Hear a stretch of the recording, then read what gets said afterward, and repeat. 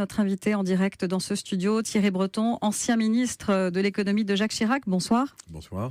On rappelle que vous souteniez Alain Juppé lors de la primaire de la droite. Alors, on entend de plus en plus dire qu'il n'est pas exclu qu'il y ait un deuxième tour entre Jean-Luc Mélenchon et Marine Le Pen. D'abord, est-ce que vous y croyez et est-ce que ça vous inquiète ?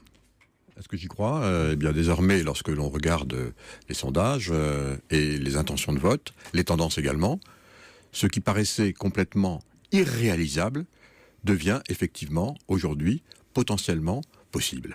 Et ça, je dirais que c'est un changement absolument radical pour notre pays, mais aussi pour la façon dont on regarde notre pays à l'extérieur. Jusqu'à présent, on estimait qu'il y allait avoir un candidat républicain et un candidat des extrêmes ou une candidate des extrêmes.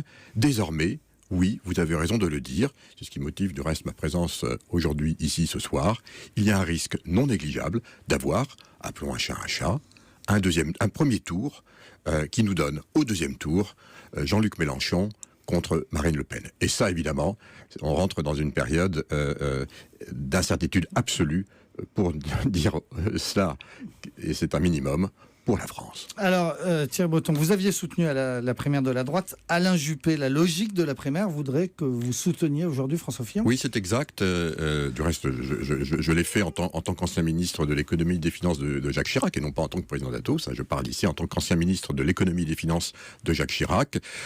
Ma proximité avec Jacques Chirac est connue de tous. J'allais presque dire ma filiation est connue de tous. Et donc, c'est tout naturellement que, évidemment, j'ai soutenu Alain Juppé. Il n'a pas gagné la primaire, et donc j'ai décidé ensuite, tout naturellement, de soutenir le candidat issu de la primaire, c'est-à-dire François Fillon. C'était évidemment avant tous les épisodes sur lesquels je veux parvenir, et je ne veux absolument pas parler des hommes ici, c'est pas mon propos, chacun a droit à la présomption d'innocence, et c'est extrêmement important. Il n'empêche que ce qui s'est passé a conduit à une situation où la droite a réfléchi très fortement. Vous vous souvenez de ce fameux week-end, éventuellement à voir s'il fallait mettre un autre candidat. Moi-même, j'aurais bien vu, puisqu'Alain Juppé a décidé de ne pas y aller, François Baroin. Finalement, c'est François Fillon qui est resté. Et c'est vrai que depuis, on voit qu'il stagne entre 18, 19, 20%. Mais surtout que désormais, un certain nombre de sondages, la moitié ce matin, donnent un Jean-Luc Mélenchon devant François Fillon. On est donc dans une situation où il faut prendre ses responsabilités. Alors justement, Thierry Breton, vous prenez vos responsabilités ce soir ? Oui, il faut prendre ses responsabilités. Et donc, on peut être de droite. Je suis de droite, et je revendique d'être de droite, et appeler à voter donc pour éviter ce drame absolu que serait un second tour Marine Le Pen, Jean-Luc Mélenchon, donc à soutenir fortement Emmanuel Macron pour éviter, c'est le seul aujourd'hui qui peut éviter cette situation, quand on voit évidemment les tendances. J'ajoute par ailleurs que les programmes de Emmanuel Macron et de François Fillon sont quand même relativement proches, l'un et l'autre. Celui de Emmanuel Macron peut être plus compatible avec l'état de la situation de la France aujourd'hui. Par exemple, sur les retraites qui préoccupent beaucoup et à juste titre nos compatriotes, je pense que Emmanuel Macron a un excellent programme, les retraites. Il prend enfin le problème comme il le faut, en partant d'une situation où chacun va avoir les mêmes régimes de retraite à point, c'est ce qu'il faut faire, et puis ensuite allonger progressivement la durée de travail en fonction de l'allongement de la durée de vie. Je pense également que tiens, sur la dette, c'est un sujet qui est extrêmement important, et vous savez que pour moi, qui est fait du combat contre la dette, mon combat cardinal lorsque j'étais ministre, on a baissé du reste la dette de la France, c'était la seule fois. Lorsque j'ai quitté le gouvernement, la dette était à 1200 milliards.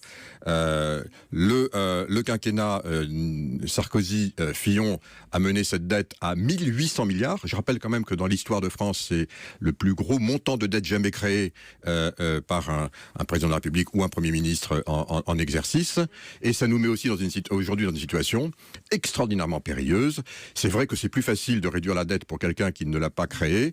Et c'est pour ça que là, je pense que, sincèrement, Emmanuel Macron, qui a un programme, encore une fois, assez construit sur ce domaine, sera sans doute plus à même de pouvoir le faire accepter à nos compatriotes. Et vous lui apportez donc votre soutien ce soir, Thierry Breton, à un Chiracien qui nous annonce donc sur Europe 1 qu'il soutient Macron. Vous l'avez appelé pour lui dire ?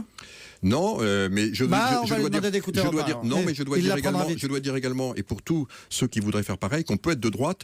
Il s'agit d'élire un homme qui va faire barrage à cette situation que j'ai décrite, et derrière, voter pour les législatives, pour les Républicains, c'est ce que je ferai dans le cadre d'un programme qui permettra d'orienter mieux, j'espère, le programme d'Emmanuel Macron. Donc on peut être républicain et voter pour Macron pour éviter un drame, mais continuer à voter républicain aux législatives, et ce que j'appelle à faire tous ceux qui pensent comme moi. Merci beaucoup Thierry Breton, en direct dans le journal d'Europe 100.